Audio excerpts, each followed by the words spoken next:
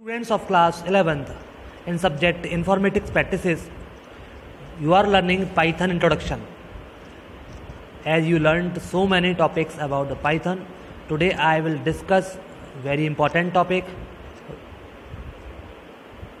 data types in Python. Every value belong to a specific data type in a Python. हम जो भी value देते हैं उसका कोई ना कोई डाटा टाइप होता है पाइथन में. जब हम प्रोग्राम क्रिएट करते हैं तो हम उसमें वैल्यू असाइन करते हैं वेरिएबल्स को, उसकी कोई ना कोई डाटा टाइप्स होती है. Data types identifies the type of data which a variable can hold and operations that can be performed on the those data. Data पर कौन कौन से ऑपरेशन हो सकते हैं वो डिपेंड करता है उसका टाइप क्या है, वो न्यूमेरिक है या फिर वो कैरेक्टर है, स्ट्रिंग है.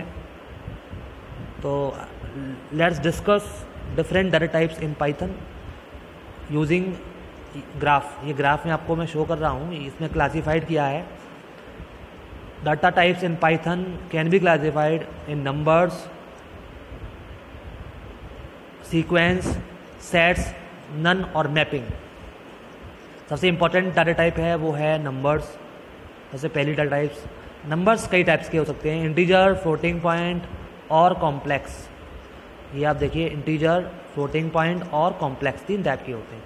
इंटीजर में आपका बूलन भी आ सकता है. सीक्वेंस जो आगे आप पढ़ेंगे, सीक्वेंस तीन टाइप के होते हैं. स्ट्रिंग्स हो सकता है, लिस्ट या फिर टुपल्स. स्ट्रिंग, लिस्ट और टुपल्स. सेट्स आपको नहीं पढ़ने अभी, नन का यूज़ बाद में बताएंगे आपको. मैपिंग में डिक्शनरीज पढ़ेंगे आपको ये सब पढ़ने हैं. एक तो नंबर्स और सीक्वेंसेस और मैपिंग्स, साथ में none.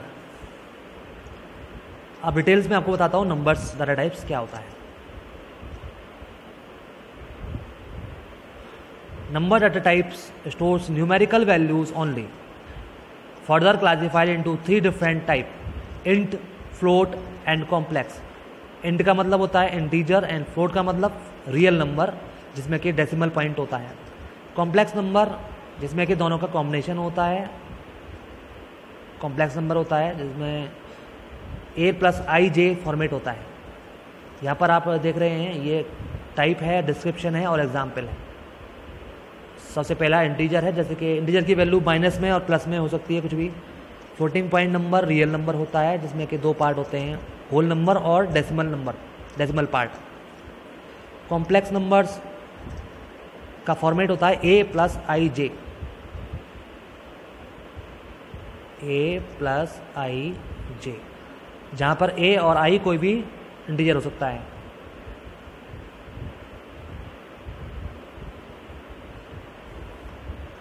Another data type, Boolean data type, is a sub type of integer. इसको बूल बोलते हैं, BOOL. It is a unique data type consisting of 2 constants, true and false. Boolean data types के अंदर केवल 2 ही value आती हैं, 2 constants हो सकते हैं, या तो ट्रू या फिर false. Boolean true value is non zero, Boolean false is the zero value. जब वैल्यू ज़ीरो होती है तो फॉल्स, अदरवाइज वो ट्रू होती है.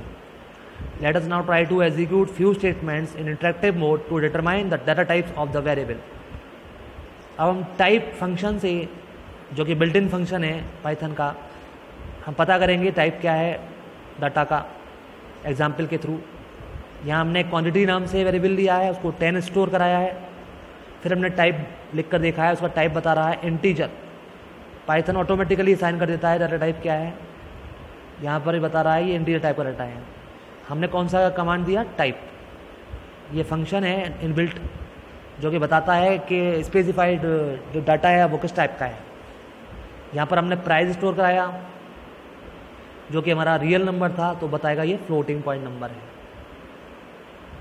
Okay, got it. अभी हमने आपको बताया था न्यूमेरिक डाटा टाइप्स कौन से होते हैं, इंटीजर, फ्लोटिंग पॉइंट. अब आप समझेंगे सीक्वेंस डाटा टाइप क्या होता है. सीक्वेंस का मतलब an ordered collection of items where each item is indexed by an integer value.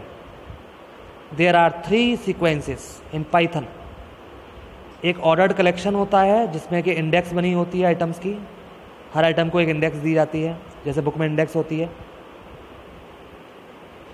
there are three sequences like string, list and tuples. So first of all, a brief introduction about the string. As you know very well that a string is a group of characters. यहाँ पर numeric value नहीं आती, यहाँ पर characters आते हैं, जैसे कि hello friend, how are you. अगर हम न्यूमेरिक को स्ट्रिंग बनाना चाहें तो क्या करेंगे, सिंपली हम उसको डबल कोट्स में रख देंगे। जैसे हमने 4 5 2 लिया, ये इंटीजर है, हमने इसको डबल कोट लगा दिया दोनों तरफ से, तो ये क्या बन जाएगा, स्ट्रिंग बन जाएगी। String is enclose in double quotes और सिंगल कोट्स। जैसे यहाँ पर मैं जो भी कुछ लिखूंगा वो स्ट्रिंग बन जाएगी। ध्यान रखना, डबल कोट्स या सिंगल कोट्स कुछ भी यूज हो सकता है। Next data type is list. ये सीक्वेंस होता है। List is a sequence of items separated by commas and items are enclose in square brackets. ध्यान रखना, इसमें स्क्वायर ब्रैकेट का ही यूज होगा लिस्ट में, इट इज कंपल्सन। आइटम्स में भी डिफरेंट डाटा टाइप्स, आइटम्स अलग अलग डाटा टाइप्स के हो सकते हैं, जरूरी नहीं एक ही टाइप्स के हों। इसमें कॉमा सेपरेटेड वैल्यूज़ होती हैं, जैसे कि आपने जो भी वैल्यूज़ लिखनी है वो कॉमा लगा के आप इसमें स्टोर करा देंगे। जैसे यहाँ पर मैं एक लिस्ट बना रहा हूँ, लिस्ट 1 नाम से। मैंने 5 3.4 न्यू दिल्ली 20C 45 ये वैल्यू स्टोर कराई 5। पहली वैल्यू इसमें इंटीजर है, दूसरी वैल्यू इसमें फ्लोट है, तीसरी वैल्यू स्ट्रिंग है और चौथी वैल्यू इसके अंदर स्ट्रिंग है, फोर्थ वैल्यू इंटीजर है। फिर मैं इसको लिस्ट 1 लिखकर इंटरप्रेटर मोड में इंटरप्रेटर पर रन कराऊंगा। ये इंटरेक्टिव मोड है। यहाँ इसका आउटपुट क्या आएगा, ये इसका आउटपुट है। नेक्स्ट डाटा टाइप है sequence tuple. Tuple is a sequence of items separated by commas and items are enclosed in a parenthesis। यहाँ पर हम parenthesis का यूज़ करेंगे, जबकि स्ट्रिंग में हम स्क्वायर ब्रैकेट का यूज़ करते थे। टुपल में हम यूज़ करेंगे parenthesis। इस तरह से parenthesis लगाएंगे और जो वैल्यूज होंगे कॉमा लगा के लिखते जाएंगे, जस्ट लाइक अ लिस्ट। फिर इसको प्रिंट करा देंगे तो ये हमारा आउटपुट आ जाएगा। नेक्स्ट है मैपिंग। मैपिंग में आप पढ़ेंगे dictionary. Mapping is unordered data types. जबकि जो हमारी सीक्वेंस होता है वो ऑर्डर्ड डाटा टाइप होता है, जबकि मैपिंग कैसा होता है, अनऑर्डर्ड होता है। कोई सीक्वेंस नहीं होता इसका, आगे पीछे भी कर सकते हैं। Currently there is only one standard mapping data types in Python called dictionary. Dictionary in Python holds data items in key value pairs. यहाँ पर की वैल्यू पेयर्स होते हैं और कर्ली ब्रैकेट का इस्तेमाल करेंगे। यहाँ पर हम कौन सा ब्रैकेट लगाएंगे, curly bracket. Don't forget to use curly bracket. Value देने से पहले कोलन का यूज करेंगे। ये इसका एक एग्जाम्पल मैं आपको दे रहा हूँ।